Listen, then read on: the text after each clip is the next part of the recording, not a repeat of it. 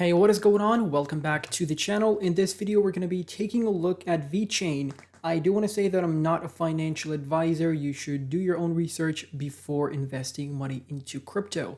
If you haven't seen the previous update, make sure to watch that. It's going to be linked in the top right-hand corner right now. Also, I have two donation links down below. If you want to support Ukraine, feel free to do so by going over to the official websites I have linked, and yeah, obviously any support is very much appreciated. Thank you all, and let's get on with the video. So jumping into the weekly chart. So we're not going to be, well, technically I wanted to show you this descending broadening wedge, but we're looking at a different pattern on the Binance's website. This is TradingView. So I mean, I could keep this trend line here just for the sake of having two patterns and seeing if this trend line holds in case we do see further dips, but I highly doubt that we're going to be going anywhere below 0.01435 cents here. So as you can see, I switched up the colors for my Fib retracement. I have the golden ratio as gold, and I have the extension levels with a green, red, and blue. All the other levels are going to be white so that they can stand out. And I think that's going to be a bit easier for you guys to read, especially for those of you who are on mobile phones. So as you can see, we were in this blue falling wedge. We managed to break out of it. We retraced closer to the 20 EMA, which is the yellow line, but then we came back down to where we started retracing from, which is usually what happens when you are dumping. So as you can see, we had a crash here, a very, very strong crash, and then we had to move to the upside, and now we're coming back down to where we came from. So we're coming back down to the 1.618 over here, which is at 0.02349. The price tag is a bit different because you can't really get the price tag on the exact level, but you get the point. So if we start losing this low here, it's going to be quite negative, right? And then we're going to be targeting 0.0145 because that's the second fib level. What you can also do is you can add another fib retracement, which is going to be a bit smaller. So you take this swing high and you take this swing low in June, and you have the extension levels to the downside because you just want to see what are your potential targets. So as you can see, the 1.618 here, which is going to be the technical target if we start losing the first fib, is going to be exactly where the second fib level is on the larger fib retracement. So this is going to be at 0.0145, like I said. So if you start losing this, you're going to start coming back down. You obviously have three extension levels here. So you have the 1.272, the 1.414, and the 1.618. Usually you retrace to the 1.618, but there is also a possibility that you can bounce off of the 1.272 or the 1.414. The 1.272 is your minimal target, okay? And this is only valid if we start losing this low that we printed in June. So for now, we're going to remove that, and we're going to stick with this fib. By the way, I don't think I showed the swing high and the swing low of this fib. So as you can see, we have the swing low here in May of last year, and we have the swing high in November. So I do think we're going to see some sort of a move into November this year as well. So potentially we can even break through the resistance trend line here that has been rejected once in November last year, once in April this year. If we break a major diagonal resistance, multi-month resistance trend line, that could be a very bullish statement. And we could even come back all the way here to 4.5 cents, which is a level that we haven't really retested after we started dumping here. As you can see, you didn't backtest this area as resistance, but you did bounce from it as support once in March of this year. So now we're looking for that backtest of resistance. Potentially that could come in November when we do see another local peak, and then we come back down, potentially retest this trend line, and moving into 2023, into spring, we could see us slowly recovering into the bull market. That's potentially going to be starting with the end of coming closer to the end of 2023. So that's just what I think. But moving over, I think I told you guys that this was the daily chart, but this is actually the weekly chart. So I do apologize about that if I misled you in any sort of way. So yeah, the weekly 20 EMA is also going to be a major resistance level, as well as the 1.414 here, sitting at 3 cents exactly. And from where we are right now, if you're looking for a quick trade or a short to midterm trade, I should say, that's around about 30%.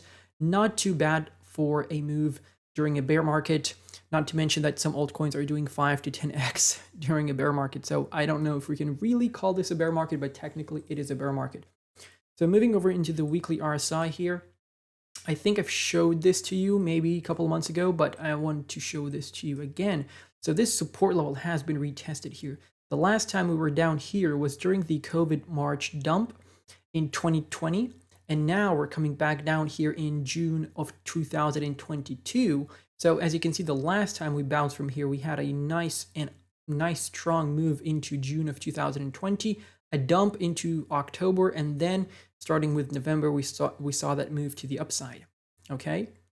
And that was November 2020. We saw a peak into April, dumped down into July, and then into November, we had another retracement to the upside.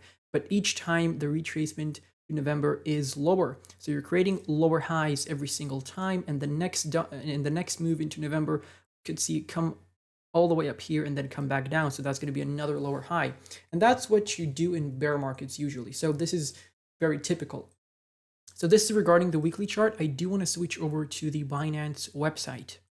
Okay, moving over into the daily chart for Binance. As you can see, we do have a couple of patterns actually. So the first pattern is the channel down pattern. So this is when you start a channel and you start hitting resistance and support levels and you're creating lower lows and lower highs every single time. Here, we didn't manage to get to the high of the channel, but instead what we did is we're creating some sort of an ascending triangle here. As you can see, you're hitting the same level of resistance. I don't think that brush is very easy to see. So what I'm going to do is going to change the color of that brush to white. I think that's going to be a bit better. Okay. Let me just delete that for a second. Okay. So you're creating this resistance level here and you're coming up with higher lows, and potentially you could see a break to the upside, back testing this area at 4.5 cents, which we are targeting for the midterm, because you need to back test a key major resistance level. If not, you just break through it, right? But I don't think that's going to happen. So getting to November, I do think this is going to be one of our major targets. So let me get the target here for you guys. Let's see. So if we start breaking in November, that would approximately take us all the way up to that target at 4.5 cents. And what I did here is I took the bottom or I took the high of the pattern and all the way down to the bottom of the pattern.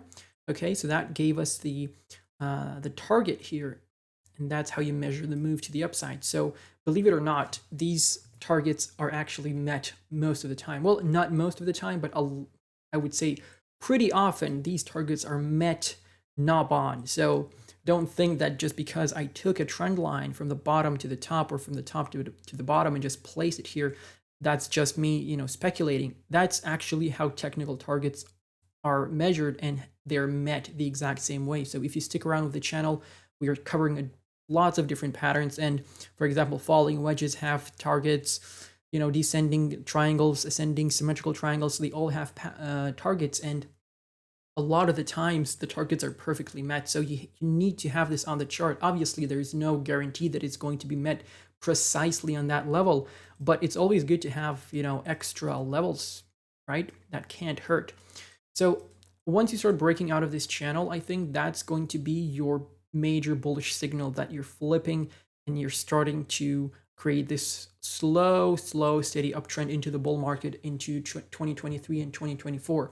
But for now, we have to break out of this ascending triangle and out of this channel down pattern, because you can see that from October 2020 into November or May 2021, then you had the peak here in November. So you could say this was your move one, this was your move down or move up, move down, and now starting at the end of this year, probably you're going to see the next move to the upside. So just be patient, dollar cost average when you can. I'm not a financial advisor, but that's what I'm doing, because in the next 2 years, we're going to see a massive run up for crypto, regardless of the S&P 500, regardless of what the dollar does. But obviously, the governments are going to start printing more dollars, I would say, in spring of 2023, because that's when, we're going to be over all the energy problems with the gas and stuff like that. You probably know all about that, but that's when, the economy is going to settle down a bit and USA is going to start printing more money. And they're even doing it right now. So it's, you know, it's just a matter of time before we get inflation going. So I'm just taking a look at some oscillators here. Really, what you should be looking at here on the daily chart is the RSI. So we want to drop down into the oversold. The last time we did that was back in May of this year. So if you see us lose the 30 index on the RSI and we get out of the purple box, know that that is a great area to dollar cost average in. Also, the stochastic RSI here is approaching the oversold. Once it's down here, that is a great midterm indicator to buy into the asset. And the MACD is about to print the bearish cross, which would be the confirmation of the downtrend. So the last time we had this was back in August of 2022, and since then we've seen a move to the downside, and the last bullish cross we had was in June of 2022. So once we have these confirmations, they usually are continued, or they usually are followed by the continuation of the trend. So I would say we still have some a couple of moves down potentially, and if we manage to lose the ascending support here of the ascending triangle, that would be kind of negative, and that would invalidate the pattern, right? So you just have to at that point you would just have to target the support of the channel up pattern, okay? Because that's the last key support level that you're going to have, because you bounced from that level in September last year, in June this year, or in January I should say, then once again in May, and once again in June this year. So yeah, lots of patterns, lots of targets. Let's assume that this is our swing low here and we're not going to be losing that. Let's just set some targets to the upside. So we're going to use the 1.618 and we're going to use the Fibonacci retracement here. So we're taking the June low, setting this high that we printed in May, and we're going to be looking at $1.43 here for the next bull market. Obviously, we could go even higher than that. The second fib level is at almost $4, but from where we are right now, that would be a very nice 5,586%. Okay, so that's a pretty nice trade in my opinion. Anyway, the video has been going on for too long. Don't want to take any much of your time. Let me know if I missed out anything important on the charts. Feel free to follow me on Twitter. Feel free to join me on Patreon. I'm going to catch you in the next one. Goodbye and good night.